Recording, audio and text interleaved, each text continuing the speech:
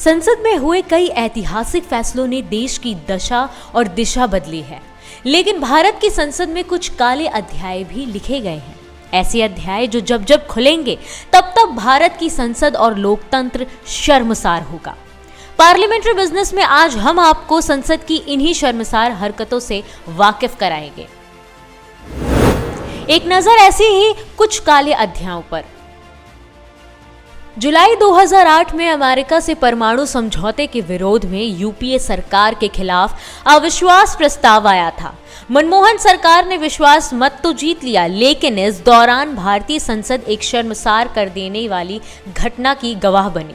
विश्वास मत पर आरोपों और प्रत्यारोपों का दौर चल ही रहा था कि अचानक बीजेपी के 3 सांसद अशोक अर्गल, फग्गन सिंह कुलस्ते और महावीर भगोरा नोटों की गड्डियां लेकर स्पीकर की सीट के सामने पहुंच गए। लोकसभा रिपोर्टरों की टेबल पर 1000 रुपए को नोटों की गड्डियों से भरा बैग खुलने और सांसदों की तरफ से गड्डियां दिखाने के साथ पूरा माहौल एकदम नाटकीय हो गया। जब यह घटना घटी उस समय माकपा के वासुदेव आचार्य संसद में बोल रहे थे। संसद के बरामदे में अचानक भगदड़ जैसा माहौल बना और हर किसी को प्रेस गैलरी में जाने की जल्दी मच गई। वहां टेबल पर पड़े नोटों के बंडल हर किसी को हैरान कर रहे थे। सदन के अंदर कांग्रेस अध्यक्ष सोनिया गांधी से लेकर कांग्रेस के प्रमुख नेताओं और यूपीए के प्रमुख सहयोगी हर किसी के चेहरे पर हवाइयां उड़ती नजर आ रही थी।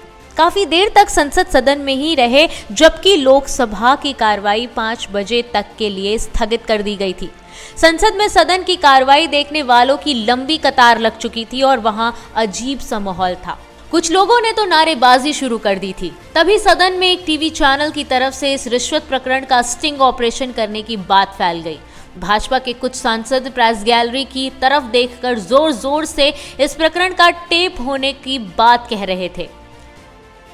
तत्कालीन लोकसभा स्पीकर सोमनाथ चटर्जी ने इस घटना को भारत के संसदीय इतिहास की सबसे दुर्भाग्यपूर्ण घटना करार दिया। प्रश्नकाल पर ही प्रश्न। वहीं संसदीय इतिहास में दूसरी घटना 30 नवंबर 2009 की है। लोकतंत्र के इतिहास में 30 नवंबर 2009 की सुबह 11 बजे पहली बार संसद में प्रश्नकाल रोकना पड़ा। सांसदों की गैर हाजिरी के मामले में यह दिन लोकसभा के लिए ऐतिहासिक रूप से सबसे शर्मसार करने वाला है। संसद के पूर्व निर्धारित कार्यक्रम के मुताबिक 38 सांसदों को सवाल पूछने थे। संसद की परंपरा के मुताबिक इन सभी सांसदों को पहले से ही सूचना भी दे दी गई थी, लेकिन सदन में सिर्फ 4 सांसद ही पहुंचे। जब सवाल पूछने वाले ही नहीं थे तो कोई जवाब भी क्या देता। इस कारण लोकतंत्र के इतिहास में पहली बार संसद में प्रश्नकाल रोका गया। वैसे इससे पिछली लोकसभा में स्थिति और भी शर्मनाक थी। 14वीं लोकसभा में कुल 175 सांसदों ने ही सदन में सवाल पूछे और बहस में हिस्सा लिया। बाकी सारे सांसदों ने ना तो कोई सवाल पूछा और ना ही कभी सदन में मुंह खोला। सभापति से धक्का मुक्की, महिला आरक्षण बिल की प्रतियां फाड़ी गईं। संसदीय इतिहास में तीसरी घटना पर अगर नजर डालें तो मार्च 2010 में राज्यसभा की इज्जत उस समय तार-तार होती नजर आई जब महिला आरक्षण विधेयक के खिलाफत कर रहे विरोधियों ने सभापति हामिद अंसारी के साथ छीना झपटी करते हुए बिल की प्रतियां फाड़ दी। संसदीय इतिहास में पहली बार संसद में शर्मसार करने वाली इस तरह का असंसदीय व्यवहार किया गया।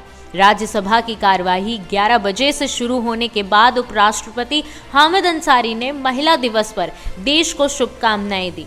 इसके बाद उन्होंने सदन की कार्रवाई आगे बढ़ाने की कोशिश की, लेकिन सपा, राजद और जदयू सांसद अपनी सीटों पर खड़े हो गए और जोर जोर से नारे लगाने लगे।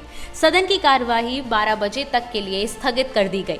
दोबारा कार्यवाही शुरू हुई तो कानून मंत्री वीरप्पा मोइली ने जैसे ही महिला आरक्षण बिल को सदन के पटल पर रखा, विधेयक का विरोध कर रहे राष्ट्रीय जनता दल, राजद और समाजवादी पार्टी के सांसद सभापति हामिद अंसारी के आसन तक जा पहुंचे। राजद सांसद सुभाष यादव और राजनीति प्रसाद और सपा सांसद कमाल अख्तर ने हामिद अंसारी से छीना झपटी करते हुए बिल की प्रतियां छीन ली और उसे फाड़कर सदन में लहरा दिया।